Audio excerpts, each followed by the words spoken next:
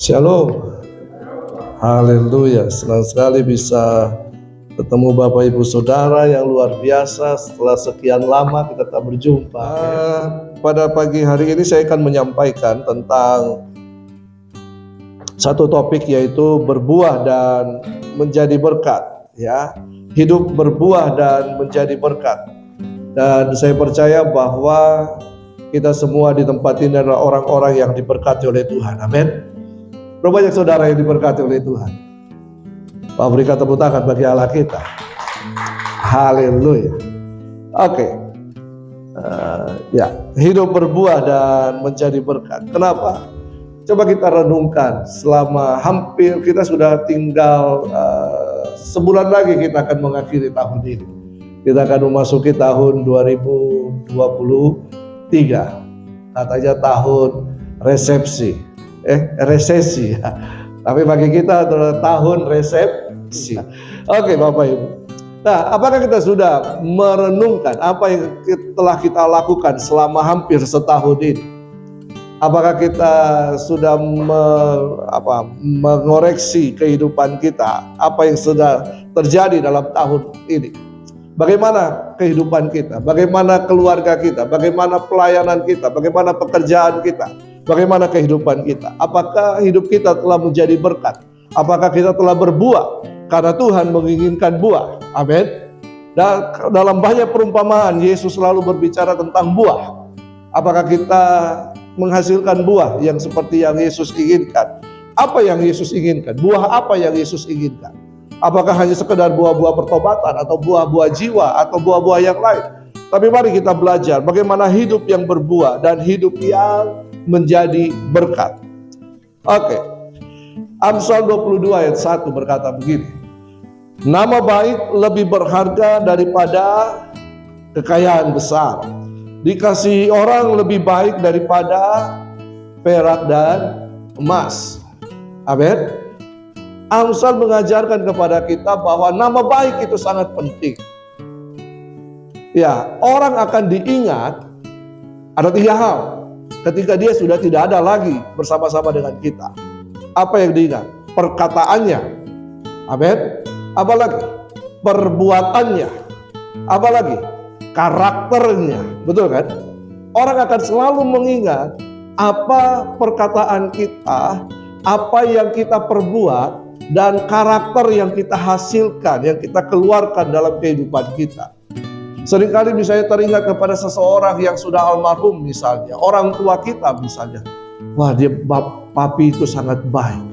Papi itu pernah berkata demikian. Iya kan? Papi pernah menyatakan ini, wah itu luar biasa. Nah, dan orang-orang yang dikenal dengan baik. Nah, di firman Tuhan katakan bahwa nama baik itu lebih berharga. Kita boleh hidup dalam kehidupan kita dengan sembarangan, tapi apakah orang akan mengenal nama kita? Nama kita adalah yang baik. Nah, dan dikatakan dikasihi orang juga lebih baik. Puji Tuhan. Nama saya Hein C. Hein itu anak laki-laki, C itu yang disayang. Ya, jadi saya disayang banyak orang. Haleluya. Makanya saya lihat seperti ini ya. Dulu saya kurus kerempeng, mertua saya sayang saya, istri saya sayang saya. Akhirnya saya dari waktu SMA 45 kilo, menikah 54 kilo. Sekarang, saudara tahu sendiri. Ya, nah, jadi Matius 3 ayat 8 berkata demikian. Kalau kita ingin dikenang dengan baik, maka Matius 3:8 berkata, jadi hasilkanlah buah yang sesuai dengan pertobatan. Jangan lagi kita setelah percaya Yesus, lalu kemudian hidup kita, aku masih seperti yang dulu. Ya, hidup kita sama seperti yang dulu. Firman Tuhan katakan, hasilkanlah buah yang sesuai dengan pertobatanmu. Ada perubahan-perubahan kehidupan, ada perubahan-perubahan dalam karakter, ada perubahan-perubahan dalam ketika kita bersikap, ketika kita berbicara. Dulu koro-koroan, sekarang menjadi nice guys. Ya, wah, luar biasa. Ya, istri bahkan sampai terheran-heran, waduh, suamiku ini berubah sekali. Semakin aku jatuh cinta padanya. Ada perubahan, anak berubah, ya bukan berubah menjadi apa? Berubah, bukan ya, tapi berubah sesuai karakter kehidupan kita. Nah, dalam terjemahan BIMK Bahasa Indonesia masa kini dikatakan, tunjukkanlah dengan perbuatanmu bahwa kamu sudah bertobat dari dosa-dosamu. Apa bukti kita sudah bertobat? Perbuatan kita. Ya. Nah, dalam terjemahan NET, therefore produce fruit. Hasilkan buah that proves your repentance. Hasilkan buah yang menunjukkan pertobatanmu. Nah, kata pertobatan ini luar biasa, dipakai kata repentance. Repent. Pent itu berasal kata pet. Tahu penthouse? Kalau penthouse tahu, Bapak Ibu? Kalau dalam suatu apartemen ada atau hotel ada penthouse, itu tempat yang tertinggi. Ada film Korea, penthouse, ya, tempat yang tertinggi di atas, paling atas. Jadi ketika kita bertobat, Tuhan memulihkan kehidupan kita dari bawah, diangkat naik ke tempat yang tinggi. Roma 3:23, sebab manusia telah kehilangan kemuliaan Allah ketika manusia jatuh dalam dosa. Tapi ketika kita bertobat, kita percaya Yesus, terima Yesus sebagai Tuhan dan Juru Selamat, maka kita dikembalikan kepada kemuliaan yang seharusnya yang kita terima. Kemuliaan itu yang akan menolong kita untuk menghasilkan buah. Oke, kita lanjut. Kejadian 1 ayat 28. Kejadian 1 ayat 28 ini berbicara tentang maksud abadi Allah. Apa maksud abadi Allah dalam kehidupan kita? Dikatakan begini, Allah memberkati mereka. Siapa ini? Manusia. Allah memberkati manusia. Bapak Ibu, sejak dari awal sebelum kita manusia mengerjakan sesuatu atau mengelola apa yang ada yang menjadi tanggung jawab kita, berkat Tuhan sudah menyertai. Amin. Tuhan sudah menyertai kita dengan berkat-Nya. Maka dikatakan Allah memberkati mereka lalu berfirman. Betul kan? Allah memberkati dulu baru berfirman. Apa dikatakan di situ? Ini menyangkut tugas dan tanggung jawab kita sebagai orang percaya. Yang pertama, beranak cuculah. Puji Tuhan bagi mereka yang sudah beranak cucu. Amin. Kalau belum, mari segera mengejar ke sana. Tetapi dalam bahasa Inggris, beranak cucu bukan hanya sekedar menghasilkan anak dan keturunan. Tetapi di situ katakan be fruitful. Berbuah. Amin. Berbuah. Jadi sejak dari awal Tuhan memberkati kita. Arti berkat di sini adalah Tuhan menyertai kita, Tuhan memberikan modal awal dalam kehidupan kita, kemampuan, potensi, kesadaran intelektual. Untuk apa? Untuk menghasilkan buah. Mari katakan sama-sama, menghasilkan buah. Jadi Tuhan ingin hidup kita menghasilkan buah. Bukan hanya hidup sekedar hidup, tapi hidup yang berbuah. Bahkan dikatakan bukan hanya sekedar berbuah, tetapi kemudian bertambah banyak. Penuhilah bumi dan taklukkanlah itu, berkuasalah atas ikan-ikan di laut dan burung-burung di udara dan atas segala binatang yang merayap di bumi. Ada pelajaran khusus tentang itu. Ya, tapi saya cuma mengambil di sini bahwa sejak dari awal Tuhan menginginkan kita menghasilkan buah. Amin. Oke. Buah apa yang harus kita hasilkan? Buah apa yang harus kita hasilkan? Di sini dikatakan begini. Buah adalah hasil dari usaha atau apa yang kita kerjakan. Amin. Buah adalah hasil dari usaha. Betul kan? Pohon akan menghasilkan buah. Bagaimana dia menghasilkan buah? Dari proses mulai menyerap nutrisi yang ada dalam tanah, lalu kemudian membakarnya, dan kemudian apa istilah biologinya?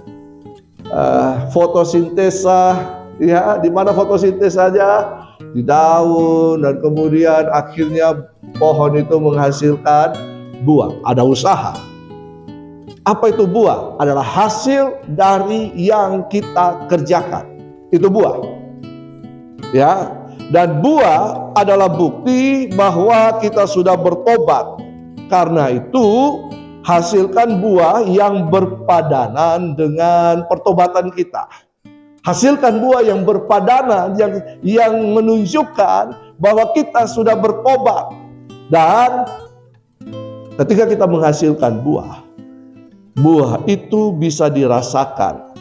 Buah itu akan terlihat. Buah itu akan dinikmati oleh banyak orang. Masih berbuahkah mangga di rumahmu? Bagaimana? Enak? Enak. Cuma buah di depan sini hanya orang-orang tertentu, orang-orang yang beriman saja yang bisa memakannya. Ya, kita melihat buahnya. Makanya Hawa digoda dengan buah. Iya kan? Dia melihat, wih, kayaknya kalau saya makan buah ini enak, nikmat. Tergodalah. Jadi hasilkan buah. Jadi buah itu bisa dirasakan. Apa yang kita hasilkan, apa yang kita dari usaha kita, itu akan dinikmati. Baik oleh saya pribadi misalnya, oleh istri saya, oleh anak-anak saya, oleh orang-orang yang ada di sekitar saya. Bahkan banyak orang akan melihat, menikmatinya. Amin. Buah itu harus bisa dirasakan, bisa terlihat, jangan hanya disimpan. Firman Tuhan katakan terang itu tidak bisa disimpan di bawah gantang, tidak akan terlihat walaupun di atas bukit. Nah, jadi apakah buah itu? Nah, ini dia. Buah itu adalah perbuatan baik kita. Buah itu adalah perbuatan baik kita. Nah, kita akan masuk. Nah, Matius 5 ayat 16 berkata, demikianlah hendaknya terangmu bercahaya di depan orang, supaya mereka melihat perbuatanmu yang baik dan memuliakan Bapamu yang di sorga. Bagaimana kita memuliakan Bapa kita di sorga? Apakah hanya dengan memuji Dia, menyembah Dia seperti tadi yang kita kerjakan? Itu salah satu bagiannya. Tapi kan kita tidak memuji, kita tidak menyembah Tuhan di mana-mana kita berada. Apakah di pasar Bapak Ibu kemudian ibu-ibu yang lagi jalan-jalan ke pasar cari ikan, tiba-tiba di depan penjual ikan, aku memuji-Mu Tuhan. Adakah demikian? Tiba-tiba yang masih sekolah, kuliah, dalam belajar, tiba-tiba, oh haleluya. Ada demikian? Tidak. Itu ada pelajaran tersendiri tentang memuji, menyembah Tuhan. Tetapi yang saya ingin katakan di sini, bahwa kita bisa memuliakan Bapa kita di sorga lewat perbuatan kita. Itulah buah yang kita hasilkan. Itulah buah yang bisa dinikmati oleh orang banyak. Perbuatan kita akan memuliakan Bapa di sorga, atau, nah ini dia, karisteng lagi. Pamalasnya ini orang ini karisteng lagi. Atau, tahu betul-betul ini orang karisteng ini. Hebat tahu, deh. attitude-nya, apalagi pekerjaannya, apalagi perbuatannya the best.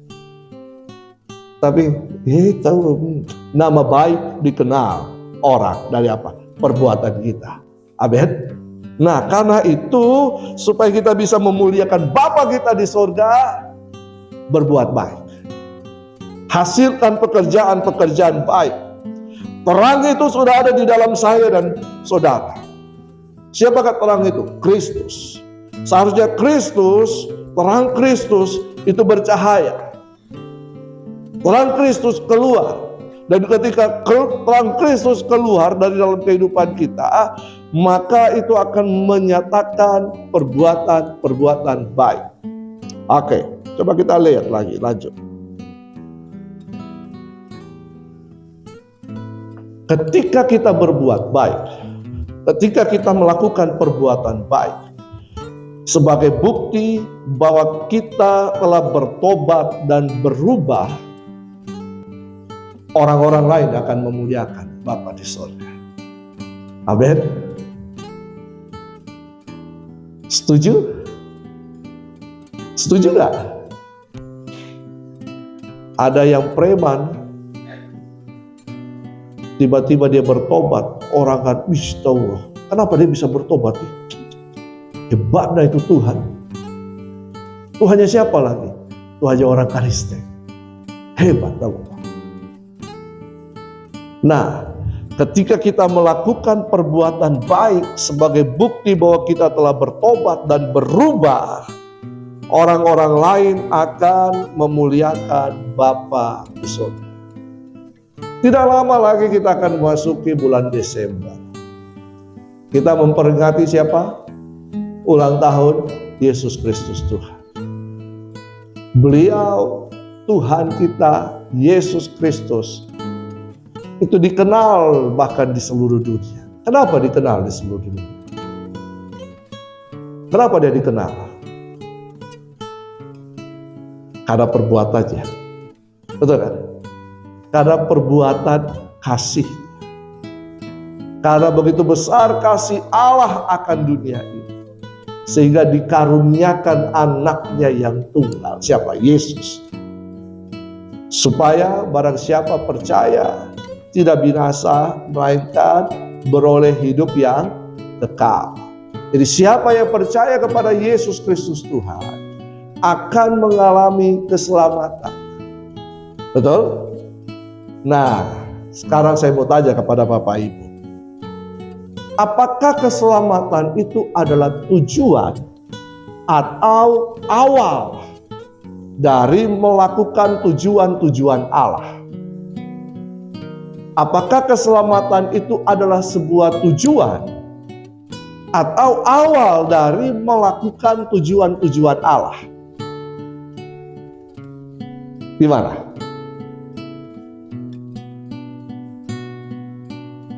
Yang keselamatan adalah tujuan. Tidak usah angkat tangan, taruh di hati saja. Yang mengatakan bahwa keselamatan adalah langkah awal untuk mengerjakan tujuan-tujuan Allah. Jangan juga angkat tangan, taruh di hati saja. Ya, kita akan lihat jawabannya. Apakah keselamatan adalah tujuan atau langkah awal untuk melakukan tujuan-tujuan Allah? Nah, ini dia. Keselamatan adalah anugerah Tuhan yang kemudian diresponi oleh iman kita, dan kita kemudian menjadi selamat bukan karena usaha kita, tapi karena anugerah Tuhan. Keselamatan adalah anugerah, tetapi bisa kita terima dengan respon iman kita. Apa? Percaya kepada Yesus Kristus Tuhan. Betul kan? Barang siapa yang percaya tidak binasa, melainkan beroleh hidup yang kekal. Nah, namun, nah ini dia, kita tidak hanya hidup sampai di keselamatan saja. Berarti setelah terima keselamatan, tidak cukup sampai hanya terima keselamatan. keselamatan itu bukanlah sesuatu yang menjadi tujuan, tetapi kita harus mengalami keselamatan.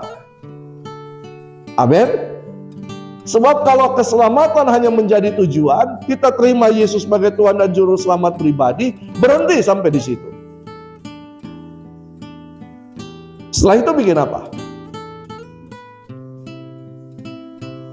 Setelah itu kita ngapain? Nggak ngapa-ngapain. Hanya berdoa, menyembah, terus katakan, oh Yerusalem, kota mulia, hatiku rindu ke sana, begitu. Tak lama lagi Tuhanku datanglah, masih lama Tuhan Yesus. Ya, bawa saya masuk mana? Sana. Berarti kalau sudah terima keselamatan, lebih baik kita cepat-cepat mati, supaya keselamatan itu jangan hilang. Betul tak? Ada yang mau? Saya percaya kita tidak mau. Hairil Anwar berkata, aku ingin hidup 1000 tahun lagi. Betul tak? Karena ketakutan manusia terbesar adalah kematian. Padahal justru kematian adalah tutup mata di bumi, buka mata ketemu Yesus dalam kekekalan. Amin. Mau? Saya tidak mau. Coba kita lihat bersama-sama. Kalau kita sudah diselamatkan, apa yang harus kita kerjakan? Karena begini, Paulus mengatakan bahwa tetaplah kerjakan keselamatanmu dengan takut dan gentar. Filipi 2 ayat 1 dan 2. Filipi 2 ayat 12. Tetaplah kerjakan keselamatanmu. Jadi keselamatan bukan kemudian kita berhenti di situ, tetapi keselamatan itu harus dikerjakan. Keselamatan yang kita terima tidak cukup, kita harus mengerjakannya. Kita percaya Yesus menyelamatkan kita, kita percaya Yesus, kita selamat. Tutup mata mati, kita ketemu Dia. Amin. Tetapi selama kita masih hidup di muka bumi ini, kita harus mengerjakan keselamatan itu. Bahkan dikatakan, kerjakan keselamatanmu dengan takut dan gentar. Coba kita lihat ayatnya. Efesus 2 ayat 8 sampai yang ke-10. Kita sering berhenti di ayat yang ke-9. Padahal ada ayat yang ke-10 yang menyertainya. Kita baca Efesus 2 ayat 8 sampai 10. Sebab karena kasih karunia kamu diselamatkan oleh iman. Keselamatan adalah anugerah Allah yang kita responi dengan iman kita, betul kan? Itu bukan hasil usahamu. Kita tidak dapat membeli keselamatan. Walaupun kita orang yang punya segala-galanya, kita tidak bisa membeli keselamatan. Karena keselamatan itu adalah anugerah. Amin. Kita bukan karena siapa kita, bukan karena posisi kita, bukan karena saya ganteng, saya selamat. Tidak. Tetapi keselamatan ada anugerah Allah. Ya, Allah Tuhan memberikan dengan cuma-cuma, tetapi kita harus meresponi dengan iman kita. Itu bukan hasil usahamu, tetapi itu pemberian Allah. Itu bukan hasil pekerjaanmu. Keselamatan anugerah Allah. Perbuatan baik tidak menyelamatkan kita. Saudara sering melakukan amal, tidak akan menyelamatkan saudara. Saudara suka sumbang kemana? Panti asuhan, ke gereja, ke orang-orang miskin, tidak menyelamatkan saudara. Tetapi jika saudara sudah diselamatkan, harus berbuat baik. Karena ada orang berkata, saya harus melakukan perbuatan baik. Makanya itu kalau di Jalan Racing Center itu, tiap pagi itu, hari Jumat, tiap pagi, itu kumpul di situ pengemis-pengemis.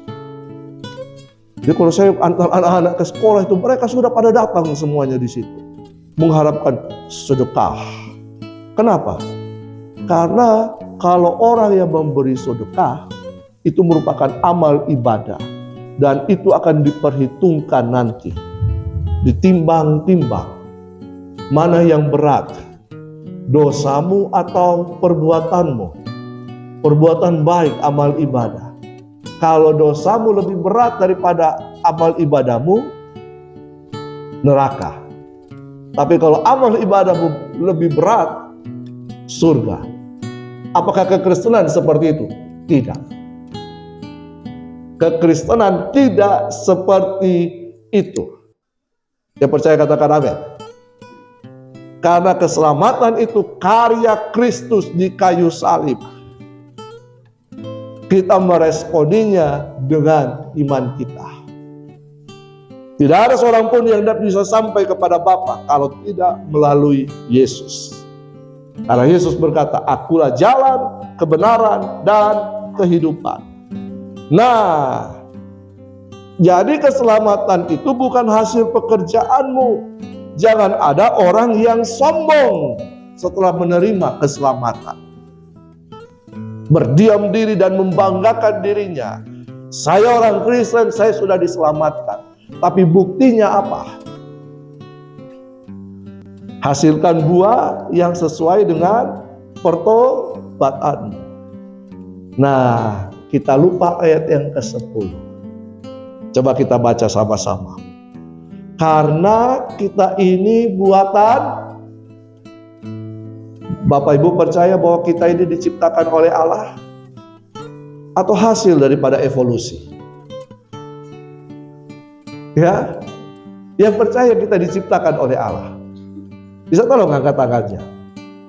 Puji Tuhan. Karena saya tidak pernah melihat itu yang panjang ekornya, yang lompat-lompat itu jadi manusia.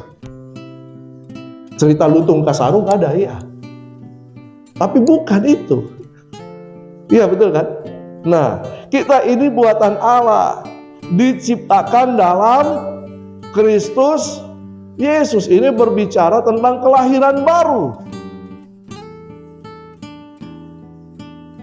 Bertobat, percaya Yesus, terima Yesus sebagai Tuhan dan Juru Selamat pribadi, dibaptis, ini adalah proses kelahiran baru di dalam Kristus Yesus. Diciptakan kembali. Untuk apa? Untuk apa itu semua? Untuk apa itu keselamatan? Untuk apa kita diciptakan Allah? Untuk apa kita kemudian lahir kembali setelah kita bertobat, terima Yesus? Untuk apa? Untuk melakukan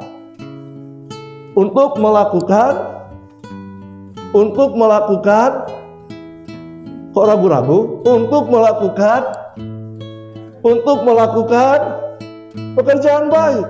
Dalam bahasa Yunani, ergon. Untuk melakukan ergon yang dipersiapkan Allah sebelumnya. Kapan itu? Sebelum manusia diciptakan, sudah dipersiapkan oleh Allah. Berapa banyak Bapak Ibu yang percaya bahwa sebelum kita lahir, hari-hari kehidupan kita telah ditulis dalam kitab-kitab. Mazmur 139, cari sendiri ayatnya. Tuhan sudah mempersiapkan sebelumnya.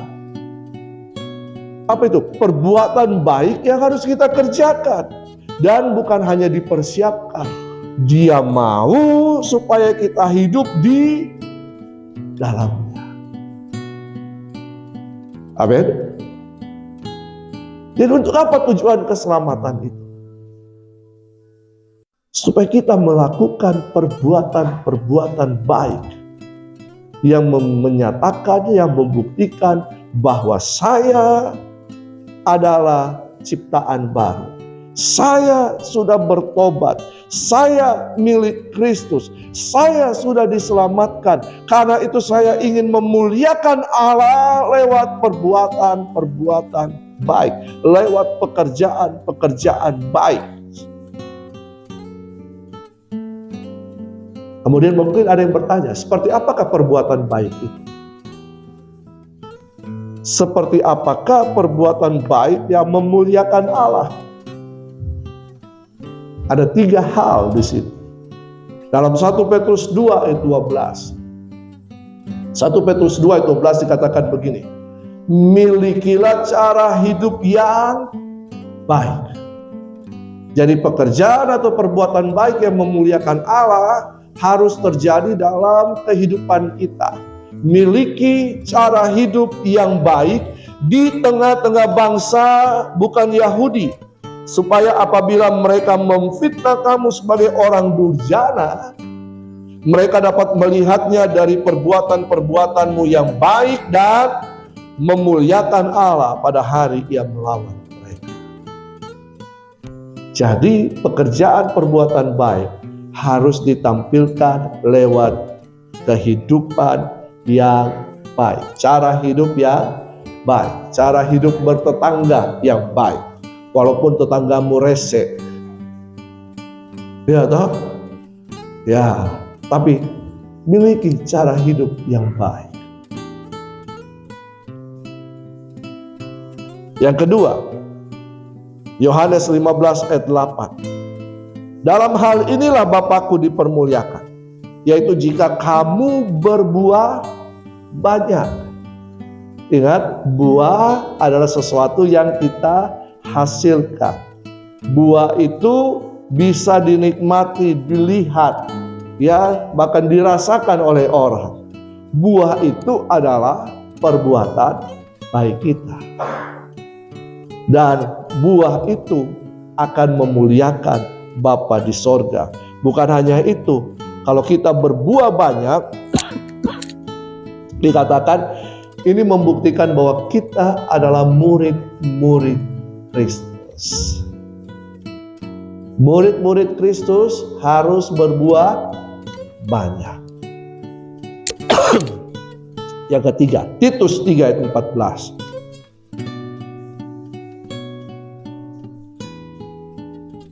Titus 3 ayat 14 berkata begini. Dan biarlah orang-orang kita juga, siapa orang-orang kita? Sesama kita. Siapa sesama kita? Orang-orang percaya. Belajar melakukan pekerjaan yang baik. Untuk apa? Supaya dapat memenuhi keperluan hidup yang pokok.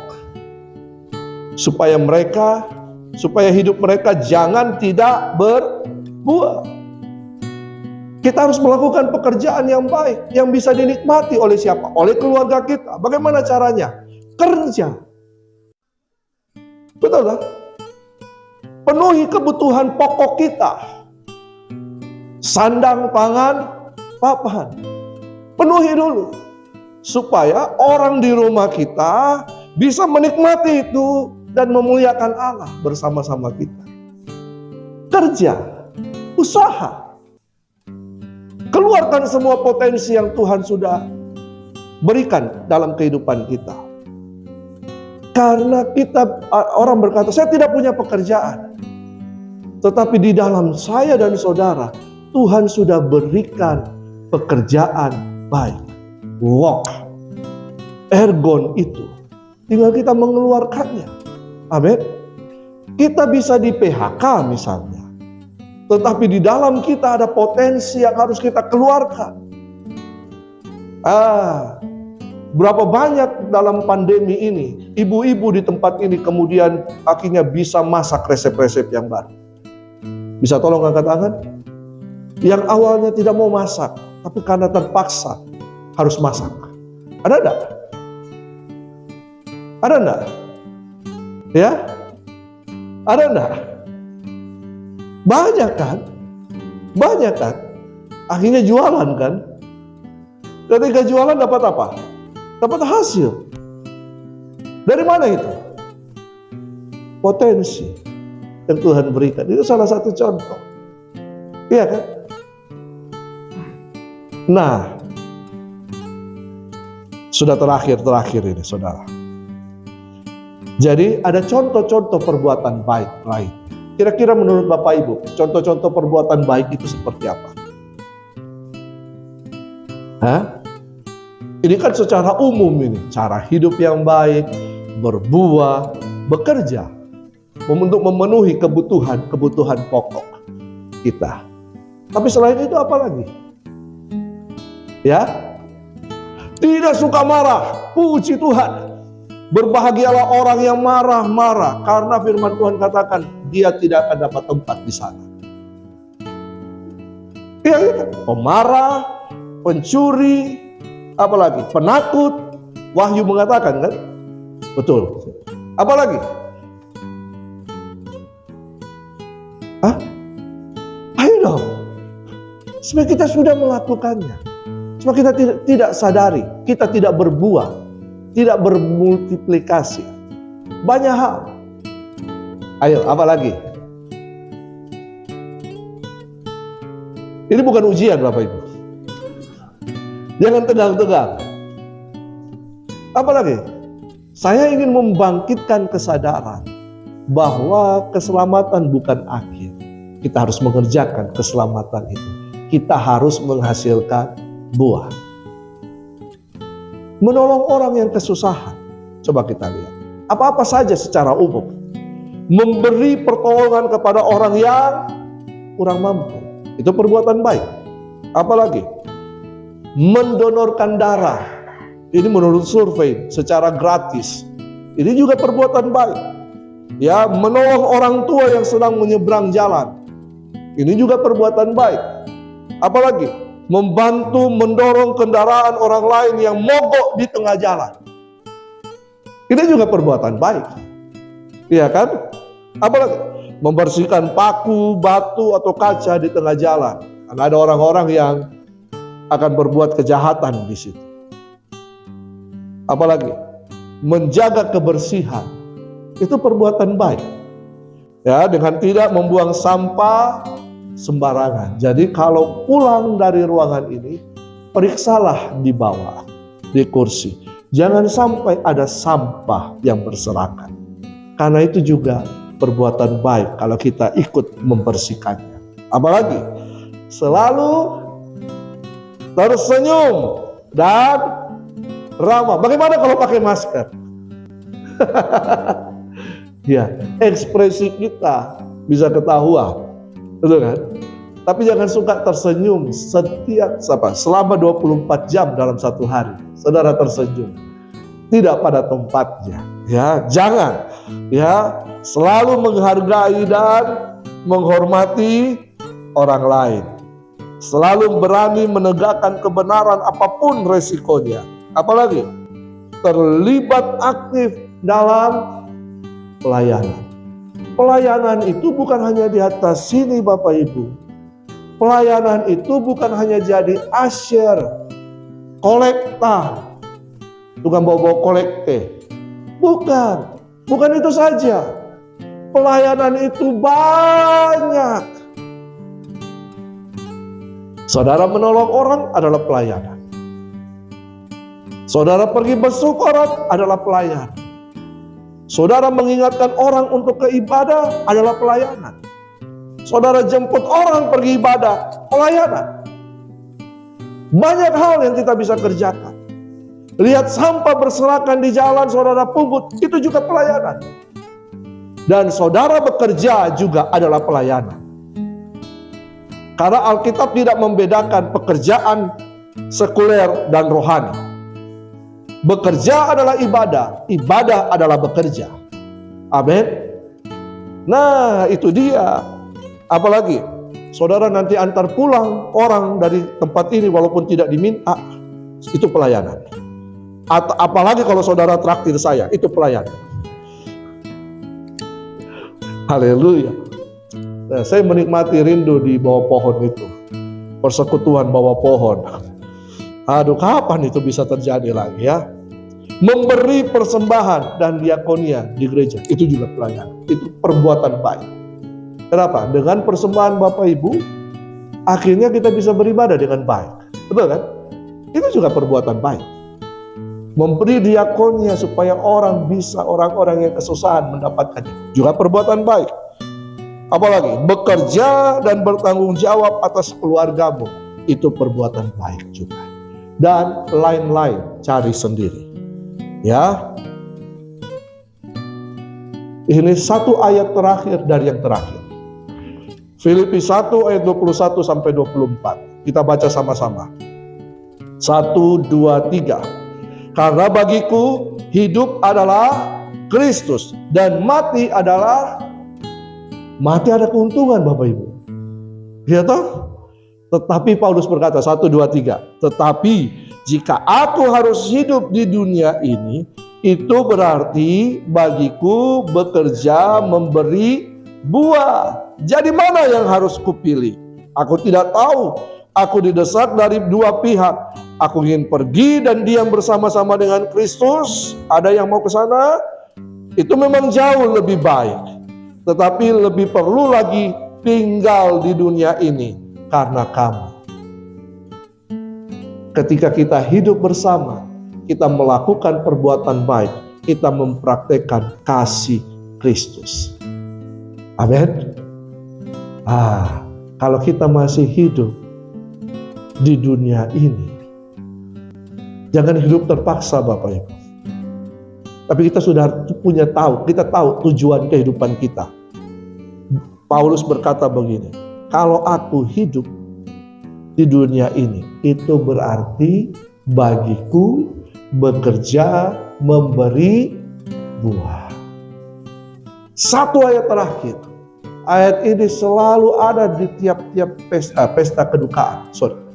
Kan itu pesta kembali, kita merayakan mereka kembali pada Bapa. Wahyu 14 ayat 13. Wow. Wahyu 14 ayat 13 bisa ditayangkan karena saya tidak ada di sini. Wahyu 14 ayat 13. Ini ayat terakhir. Puji Tuhan. Ayat terakhir. Wahyu 14 ayat 13. Mari kita baca sama-sama. 1, 2, 3. Dan aku mendengar suara dari sorga. Siapa yang diam di sorga? Allah dan malaikatnya berkata, tuliskan, berbahagialah orang-orang mati yang mati dalam, saudara jangan mati di luar Tuhan, amin.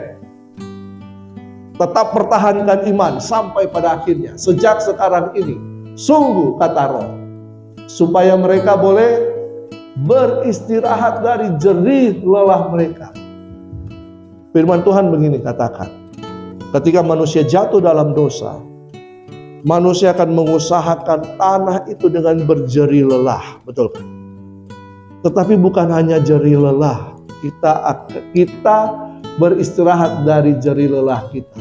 Tapi ternyata ada hal yang lain yang baik. Apa itu? Karena segala perbuatan mereka menyertai mereka.